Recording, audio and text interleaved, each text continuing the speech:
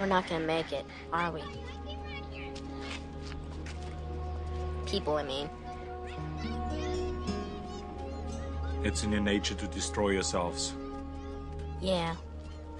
Major drag, huh? Welcome back to Thinking Critical. This is Wes, and every once in a while, I like to have my good friend from Ash on Comics join the channel, and we just do a little bit of comic reader talk, just talk about things that are on our mind, way we think the comic industry is going. And Ash, thank you for joining me again today. I think we're going to talk about something really interesting here.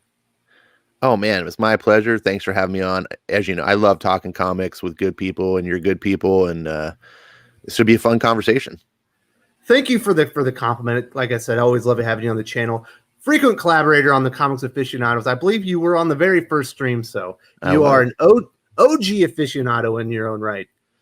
So what are the things I think, being a not only a comic reader, but a YouTuber, I get a lot of feedback, and sometimes I wonder, are comic readers their own worst enemy? And in that, I mean, do comic readers put up with too much? Are they willing to support the hobby they love, to support the medium that they have a passion for? Do you feel like comic readers maybe accept things that they normally wouldn't just because they love comics so much? Yes. I absolutely think that they do support stuff that they shouldn't, but they're also, I believe that you could make an argument that they're can be their own worst enemy because they don't support things that they should.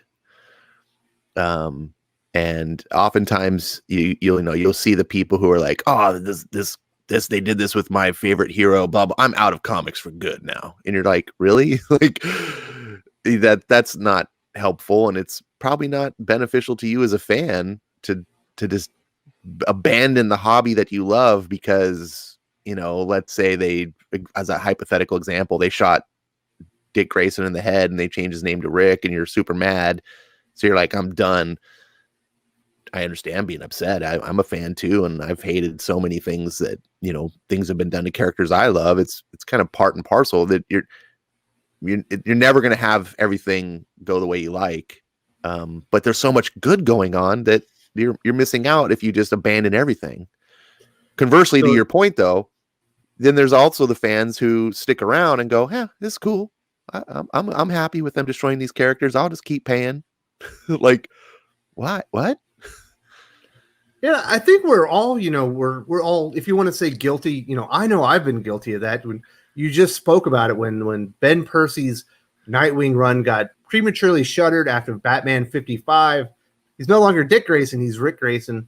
Scott Lobdell comes on the Nightwing series, and I knew immediately that it probably wasn't the storyline or that we're going to be a character presentation that I was going to enjoy, because I really do love Dick Grayson. I love Nightwing. I stuck on that series for 5 issues after Scott Lobdell took over. I hated it about 4 pages into it. I never enjoyed anything that I was reading on it, yet I kept going back, hoping that maybe the things that I enjoyed about Nightwing before were going to somehow magically appear. I knew in my mind that wasn't going to happen, but something about me compelled me to keep going back, even though I knew it was a waste of my money and my time. Isn't that crazy? Yes, it's partly crazy, but also partly not, partly understandable, because that's kind of the way of comic books. If comic books are a very long form medium, and if as someone who's been off and on collecting comics since the mid 80s, I bought, I go back to my days, my favorite era of comics. I was buying the Chris Claremont X-Men, and I would love to tell you that I enjoyed every issue of X-Men. There were some clunkers on that run where just the story wasn't going the way that I liked. They killed off some characters that I was really mad. They focused in on new characters that I didn't really like. And you have to, you kind of get to a point where you realize, that's just the way that comics go. You just have to suck up these stories and you hope that it will get better again.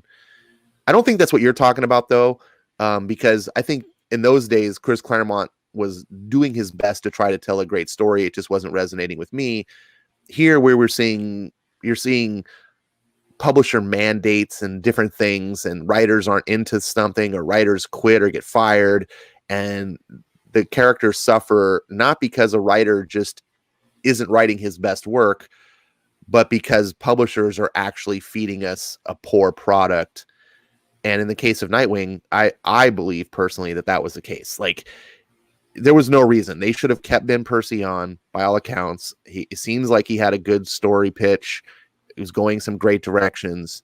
Scott Lobdell tried to do something, but he didn't have any leeway. It was clear that this guy came on and was like, I don't know what to do with this character. I'm not allowed to change him back. I'll just try to do, and he couldn't.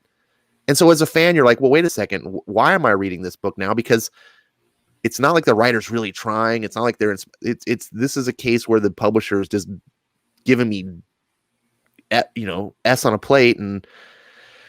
But they know that they can do it because there are a certain number of Nightwing fans out there that will not let go. Yes. And they won't let the series die because they love the character. They know that Dick Grayson's going to return. So they won't say, you know what, I'm going to withhold my support for the series until I get what I want, because he might never come back. I think that's the irrational fear in it. Yeah. And that's, kind of where my theory that, in some ways, comic fans are their own worst enemy when it comes to what they want and in the kind of comics that they'll enjoy.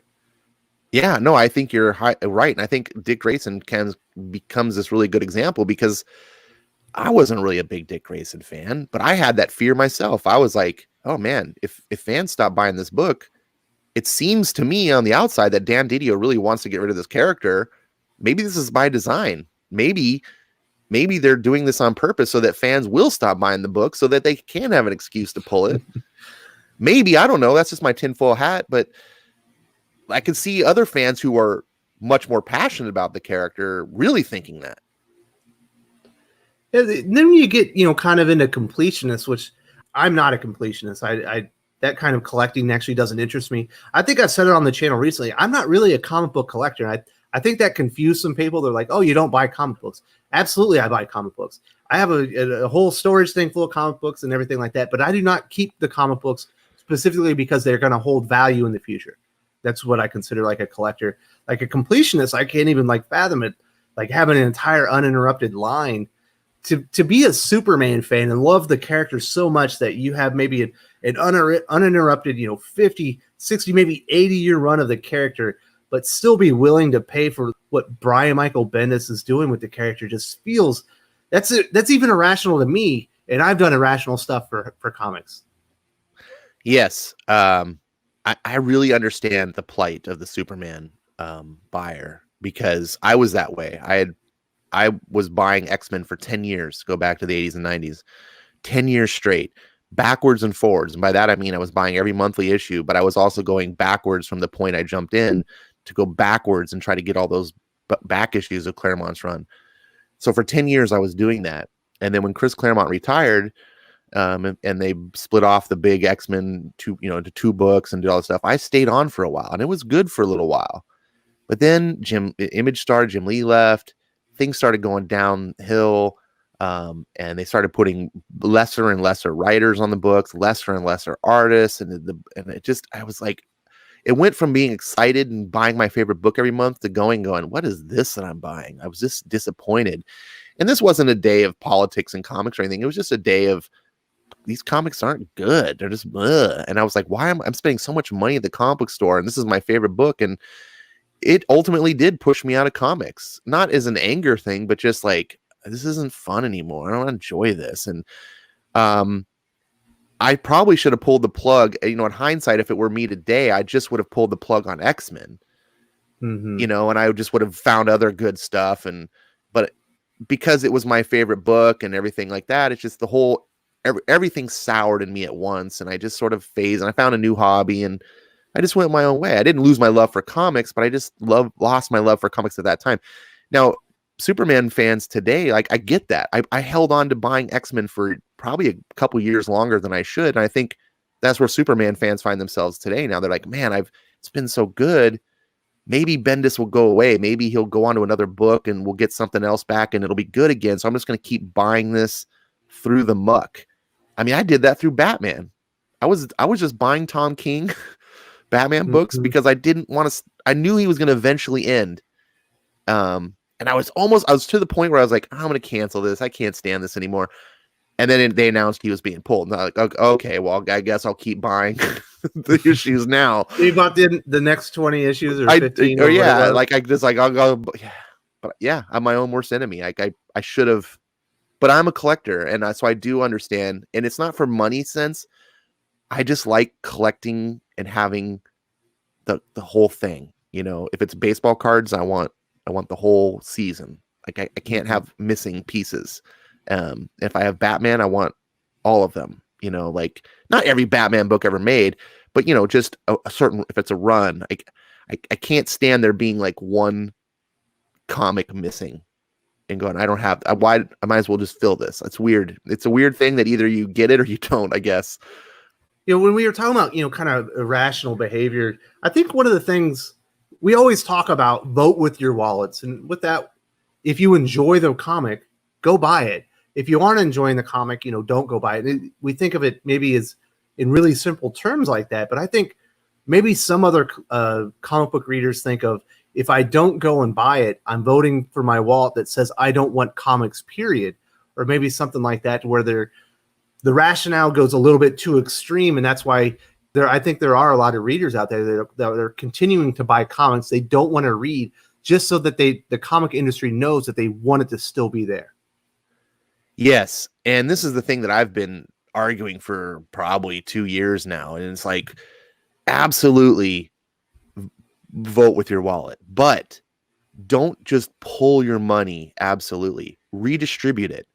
Put it, when you vote for your wallet, it doesn't mean just, okay, let's say Batman, you don't like Batman, so you're going to stop buying it. Don't just say, I'm not going to buy Batman anymore, and then that's it, I'm walking away from comics. Find a comic that you love and put your money. Now, if you absolutely just don't like any comics, then sure, go find something that makes you happy. But I'm talking to comic fans who do like comics. There's something out there that you like for sure. Put your money to that, because what makes the industry better is business following the money. When businesses can look at products and they can see this product fails, this product makes money, absolutely on the next attempt, they try to copy the product that did well. There's a reason why we're getting Metal 2.0 and not, you know, whatever. Although we are getting that as well. I guess we are, but that's not really even being pushed. You know, it's like, you know what I'm saying? Like, DC knows that Metal was successful and they want to redo it. And so support. There's a reason why we get Curse of the White Knight, because the first one did well. You know, we're not getting, Female Furies 2.0, thank God.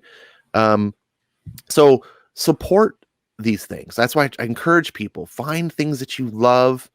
And then if you can put your money to that, try to get your fellow fans to show them. It's like, hey, check this book out. And if you love it, because when the good stuff rises to the top and succeeds, it encourages and forces these publishers to want to do more of the same. If they learn that crap can't sell, they will be forced to not make it. But if they can get away with it, if they can say, well, look at Daredevil is, in my opinion, the best book at Marvel, but it sells less than some terrible books over at Marvel. So why is Marvel encouraged to put effort into making all their books as good as Daredevil? They're not. It doesn't matter to them on a money standpoint. Initially, I had my ideas on what the conversation was going to be, but you said something really interesting earlier, and I kind of want to address it because you got my mind moving here. Okay. I wanted to talk about how comic readers can be their own worst enemy because they're buying things that they don't want. But I think, you might be onto something where, as a comic fan or someone that's enthusiastic about the hobby, you can be your own worst enemy by kind of listening to people that don't have your best interest at heart. There are a lot of outrage-based, comic YouTube channels. I watch them. I find them very entertaining, and I do agree with a lot of the comic books. Maybe they roast or they say these aren't worth it.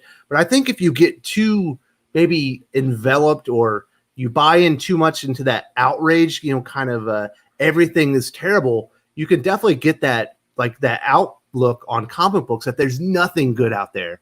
And you're kind of doing yourself a disservice where you kind of give up, on the hobby, and you're no longer asking people what are the good comics, that you're just, it's a self-fulfilling prophecy that nothing is good when there's plenty of good comic books available right now. Yeah, no, that's a really great point. when I got into the whole YouTube thing and started following YouTubers and stuff, I followed many different YouTubers, but the ones that really kind of stayed around, the original one was Diversity in Comics, who became our boy Zach and Luna, and who knows what he calls himself now, but everyone knows who I'm talking about, Zach. The reason I listened to that guy is because he had the outrage, which is the drama that draws you in, but he also had the positivity. He always had a balance in his videos about, hey, look, I really like this book. This one really spoke to me. This one did. And the other guys fell by the wayside because I realized that they were just outrage merchants and they never had anything good to say. And it took me some time, admittedly, but but eventually I realized that they didn't have my best interest at heart. Channels like yours that I followed since its inception, the same reason. You would get salty on some stuff, but then you would also get really passionate and praise about other things, which showed me that you weren't just in it on an agenda. You definitely liked comics and you wanted them to succeed. So I knew you were a person I could listen to. Zach was a person I could listen to, not because all your ideas match my own, but because your ideas at least come from a place of a genuine nature. Whether I agree with you or disagree with you, that's up to me to decide how you match. And so I encourage fellow comic fans, if you're going to listen to YouTubers or anyone who has an opinion, see if they actually have a diversity of opinions. Do they have as much praise as they have as much negativity? If they don't have any balance, if they just love everything, then maybe they're a shill. And if they just hate everything, maybe they're an outrage merchant. I try to listen to people that can see good and bad. So, and I think that's a great point. I mean, we as fans can be our own worst enemy. And I think there's a group right now, in comics that just won't be able to see how good Daredevil is, as an example, or Hawkman, or any other good comics on the stands, because they've been convinced by these people that they listen to that the mainstream industry is dead and there's no one that can do good comics anymore. And so these people are like, yeah, screw comics. And you're just like, well, you're your own worst enemy because you paid attention to this. You'll see it, you'll make a post on social media, or I'll post a positive review on YouTube, and you'll see the negative Nancy's, the naysayers. There's nothing good at the big two. They do nothing right these days. And it's like, listen, if you come into every comic book with that mindset, with that negative mindset, of course nothing's ever going to be good, because you're not willing, to look at the comic or read the story for what it is. You come in here expecting it to be terrible, and then you're surprised when it's terrible. I don't know how many more I can add to that. Your attitude can define your experience. And if you go into something insisting it's going to be terrible, it's going to be, no matter how good. If you go in wanting to hate something and just like, oh, I know this is going to suck, you're going to convince yourself of it before you even gave it a shot. And conversely, the opposite way around. You can go in as a complete, fanboy and just be like, this can do no wrong. I love Spider-Man no matter what. It's the most amazing thing ever. And you can go and read some trashy Spider-Man comic and just be, nope. And you'll just make excuses for it. I see that too. It goes both ways. And I think neither way helps you, the proverbial you as a fan, because you aren't getting the best out of your hobby. You're probably enjoying books that you shouldn't. You're probably wasting money if you're a fanboy on books that are bad. And eventually it will have its toll on you. Eventually you will have to face facts. No matter how much you are excited and a fan of a book, over the years, eventually you'll just wake up one day like I did with X-Men and just have to admit to yourself, I don't like this and I can't see myself spending this money. And it'll cause you potentially to walk away, which is not good for you if you truly do. I wish I didn't walk away back in the day.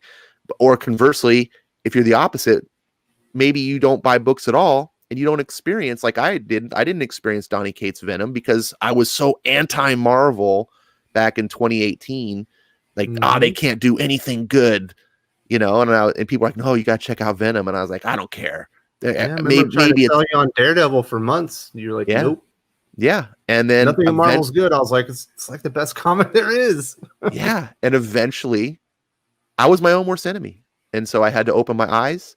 I had to listen to other people's advice and just be open to thinking that maybe everything you think isn't 100% the best.